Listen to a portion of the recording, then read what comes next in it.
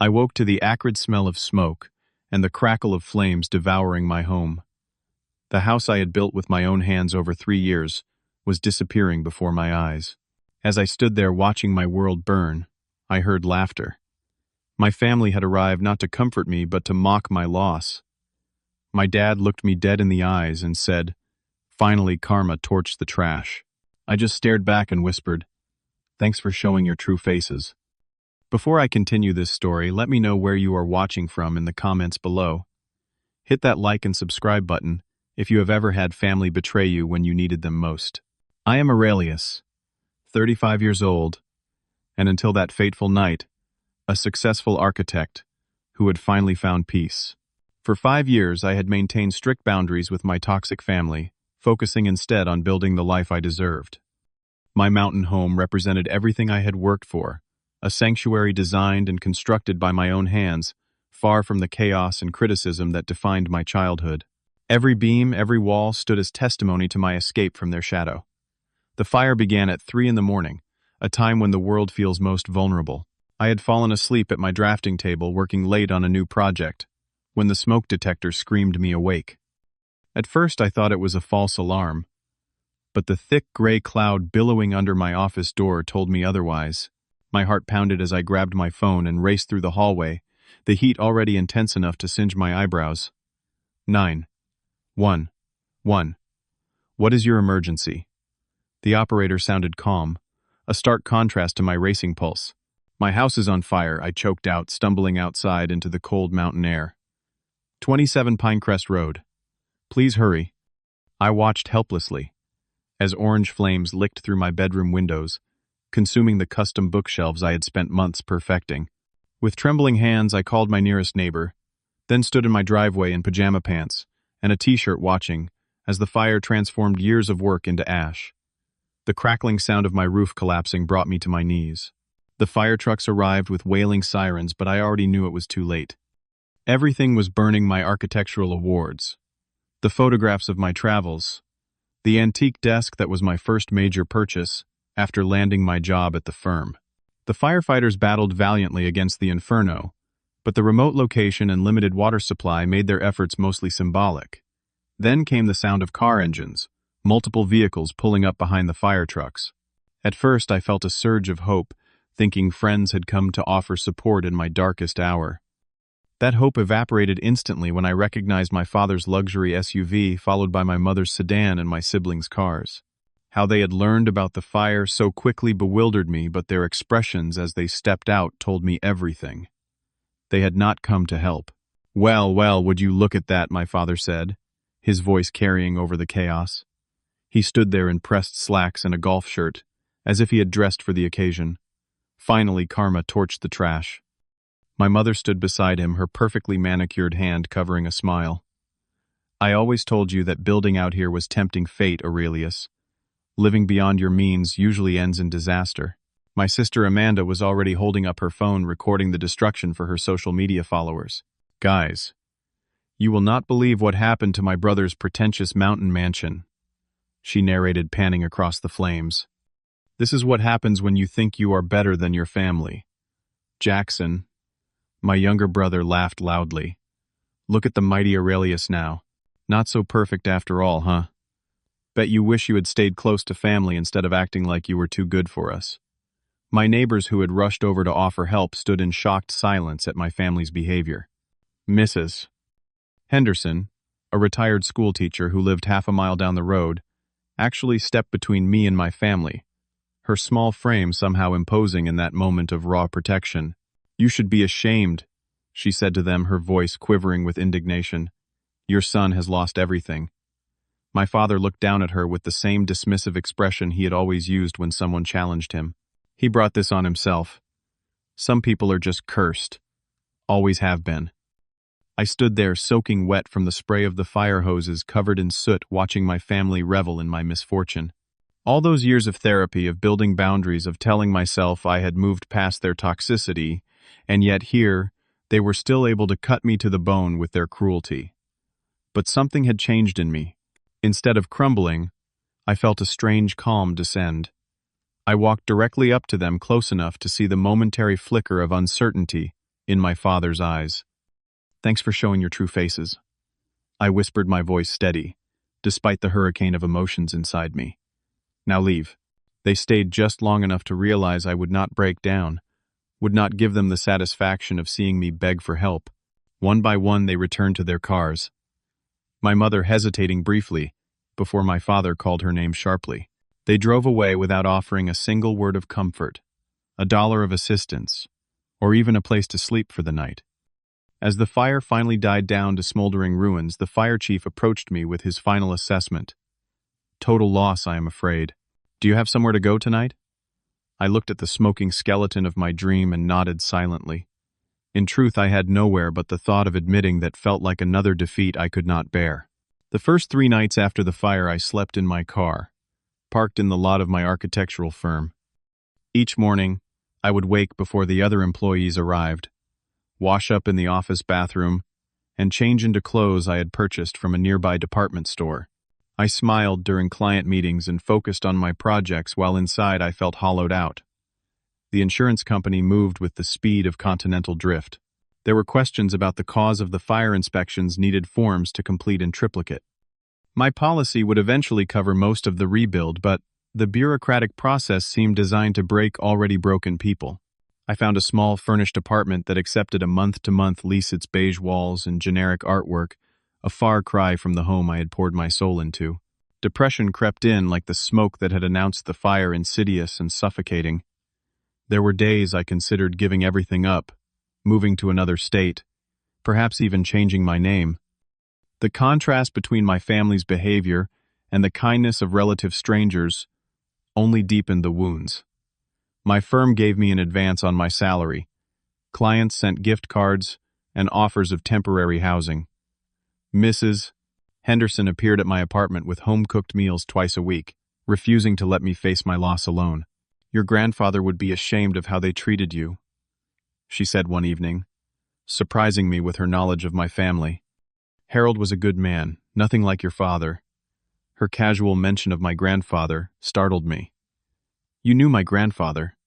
She nodded, setting down a casserole on my small kitchen counter. "We were neighbors for 30 years before I moved out here. He talked about you, often worried about how your father was raising you. Said you had the talent in the family." This revelation led me down an unexpected path.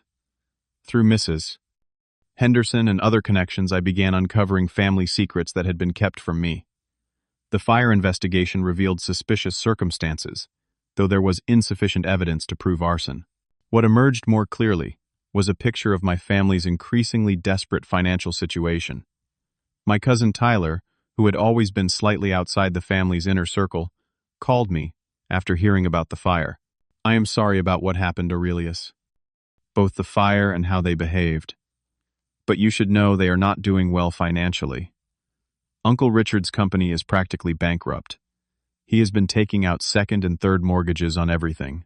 Further digging revealed my mother's gambling addiction had drained their savings. Amanda's influencer career was failing spectacularly, forcing her to move back home at 28. Jackson had legal troubles, stemming from a drunk driving incident that required expensive lawyers and secret payments to the victim's family.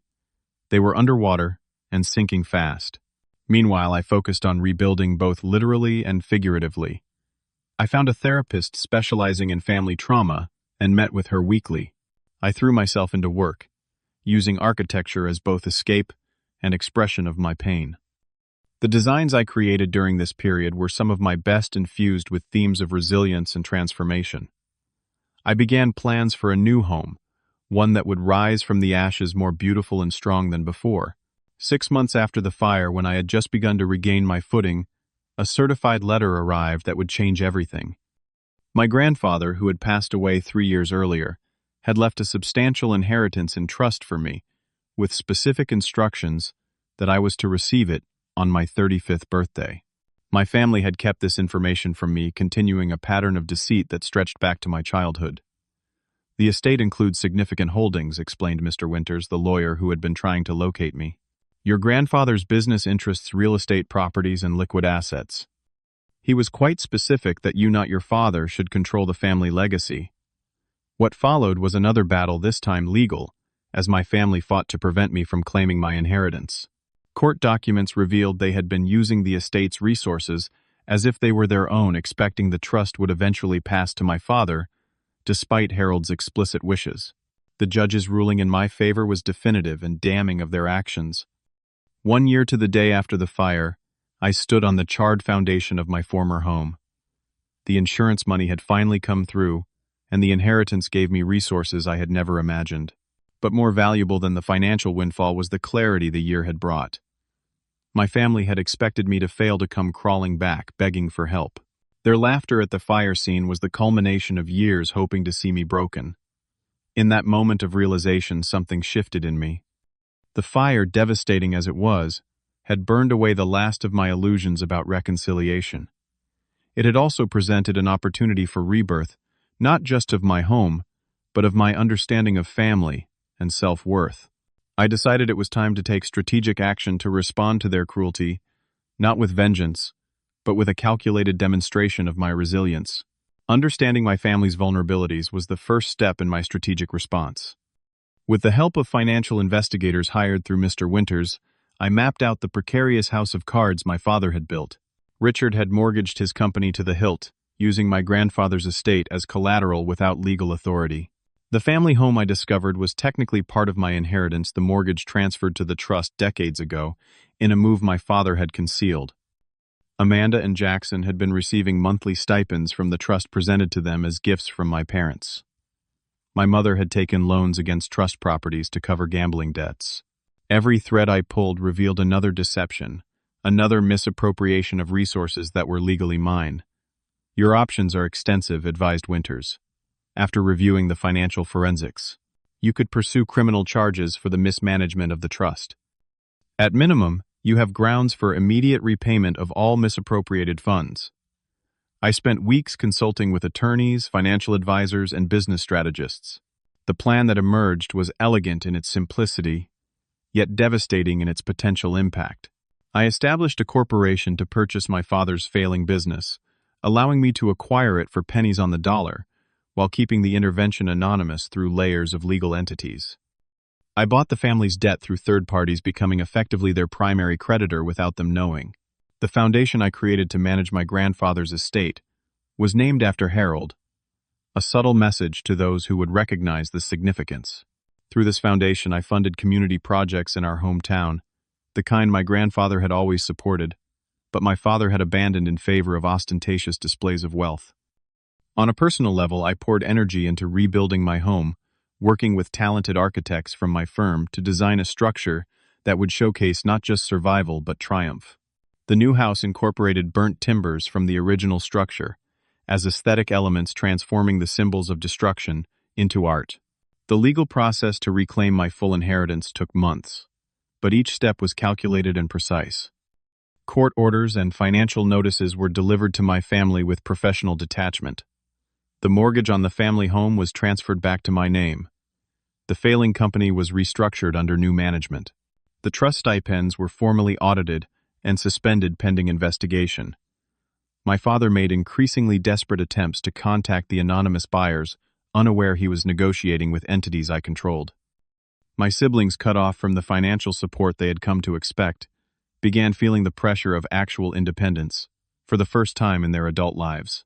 The final element of my plan involved a memorial service for my grandfather, timed to coincide with what would have been his 90th birthday.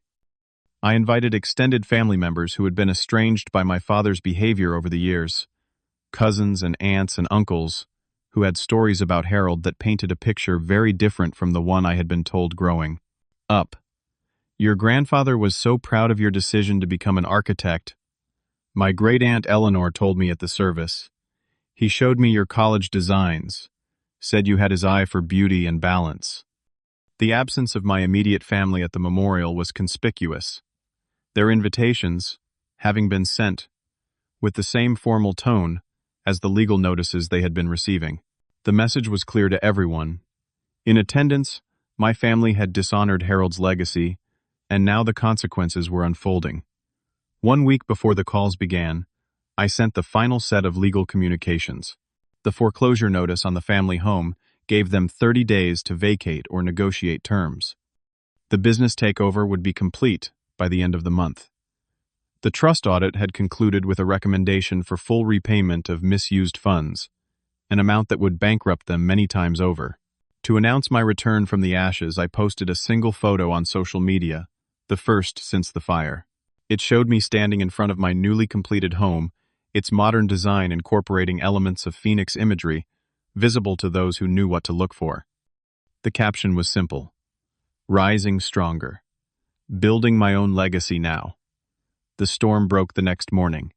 My mother called first, her voice trembling with an emotion I had never heard from her before. Genuine fear.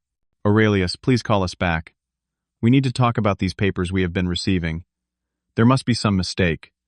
My sister's texts were less controlled. What the hell is happening? The bank says we have to move out. Dad is having chest pains. Is this your doing?" Jackson left a rambling voicemail alternating between threats and pleas. "You think you are so smart, but you cannot do this to us. We are family. Please, man, we will lose everything."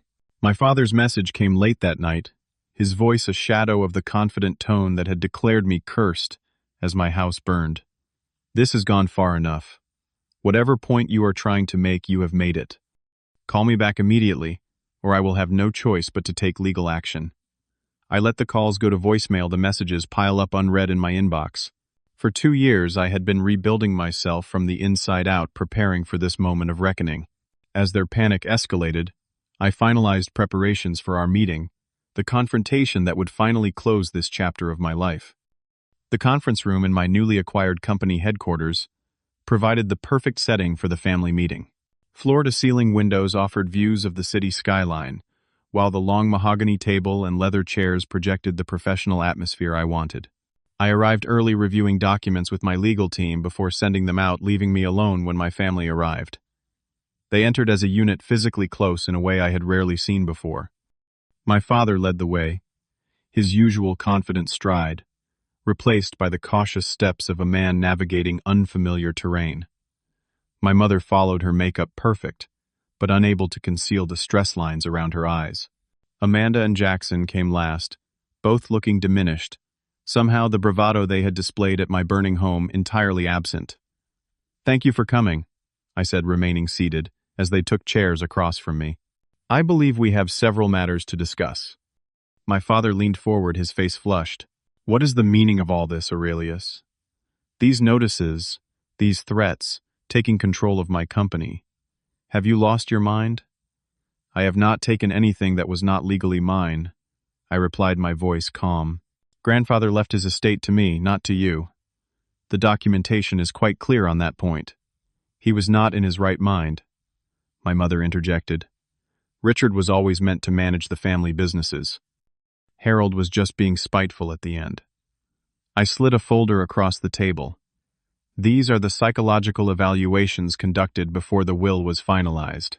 Grandfather was of sound mind and explicit in his intentions. What was not his intention was for you to misappropriate trust assets, take out fraudulent loans, or lie to me about my inheritance." My father's face cycled through emotions, anger giving way to disbelief, then something I had never seen before, fear. "You cannot do this to us. We are your parents. We raised you." "Yes, you did," I acknowledged. "And when my house burned down, you came to laugh. You called it karma. You said I was cursed." The silence that followed held the weight of that night, the cruelty of their actions hanging in the air between us. "We were upset," Amanda finally said. "You had abandoned the family, acted like you were better than us. We just wanted you to see that you needed us.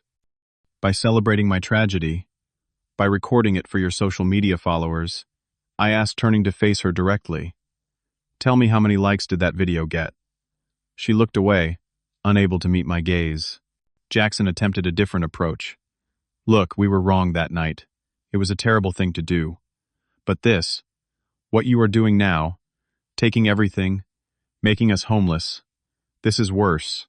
This is calculated cruelty." I considered his words carefully before responding.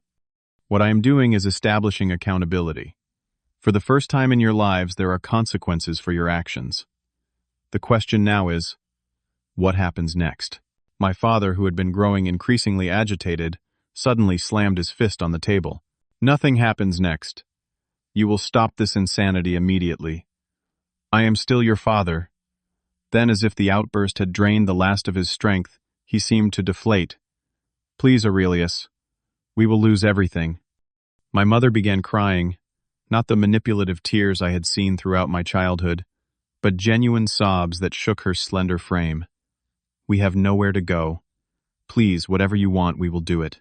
Just do not take our home." Amanda and Jackson exchanged glances, their expressions, revealing the dawning understanding that their comfortable lives had been built on sand, and the tide had come in. I had expected to feel triumph in this moment, vindication for all the years of emotional abuse and the final cruelty at my burning home. Instead, I felt something unexpected: clarity. "I have no interest in destroying you," I said, surprising even myself with the words. "Despite what you might think, vengeance is not my goal." I distributed another set of folders, one to each of them. "These are my terms. They are non-negotiable but fair. The family home will be sold, but I have arranged for a condominium to be purchased in its place, smaller but comfortable. The company will continue under new management, with provisions for father to serve in an advisory capacity at an appropriate salary." I turned to my siblings. "Amanda, Jackson, the trust stipends will be reinstated, but with conditions, education, or career development programs of your choosing. The goal is independence, not perpetual dependence." Their expressions as they reviewed the documents ranged from disbelief to cautious relief. These were not the actions of someone bent on revenge. These were terms that offered a path forward, albeit one that required significant changes on their part. "Why?" my father asked, looking up from the papers. "After everything, why not just take it all?" "Because I choose to be defined by more than my worst moments and my deepest hurts," I replied. "And because grandfather would have wanted me to be better than that." I stood, signaling the end of the meeting. "You have 48 hours to accept these terms. After that, the original notices stand." They left in silence, the dynamics between us fundamentally altered. I had expected to feel emptiness after they were gone, or perhaps the hollow victory of revenge. Instead, I felt unburdened, as if I had finally set down a weight I had been carrying my entire life. 2 days later, the signed agreements were delivered by courier. Our family relationship would never be what society might consider normal, but boundaries had been established and, more importantly, respected. In time, limited contact resumed, characterized by a caution on their part that sometimes bordered on deference. I moved into my beautiful new home that sprang its design, incorporating lessons learned from both the fire and its aftermath. Open spaces filled with light-strong foundations, built to weather storms, and security systems to protect what mattered. But the true rebuilding had happened within me, in the recognition that family could be chosen, could be created from bonds stronger than mere blood. My neighbor, Mrs. Henderson, became a surrogate grandmother. Colleagues who had supported me through the darkest days became close friends. I even began a relationship with someone who understood the value of healthy boundaries and open communication, concepts alien to the family dynamics I had grown up with. Therapy continued, helping me process not just the childhood trauma, but the complex emotions surrounding my strategic response to my family's cruelty. There were still difficult days, moments when the smell of smoke would trigger flashbacks, or when a casual comment would open old wounds. But these became less frequent, less overwhelming as time passed. The greatest lesson I learned through this journey was that some families cannot give us what we need, and that recognition is not failure, but the first step toward healing. The fire had revealed both the worst and best in the people around me, clarifying who deserved a place in my life going forward. By building strong boundaries and choosing my own family of supportive friends, I found a security no physical house could provide. Have you ever had to create boundaries with toxic family members? Share your experience in the comments below, and let me know how you navigated those difficult waters. If this story resonated with you, please hit the like button and subscribe to hear more stories of overcoming family trauma and building resilience. Share this video with someone who might need to hear that they are not alone in their struggles with difficult family dynamics. Thank you for listening to my journey, and remember sometimes the family we choose provides more love and support than the one we were born into.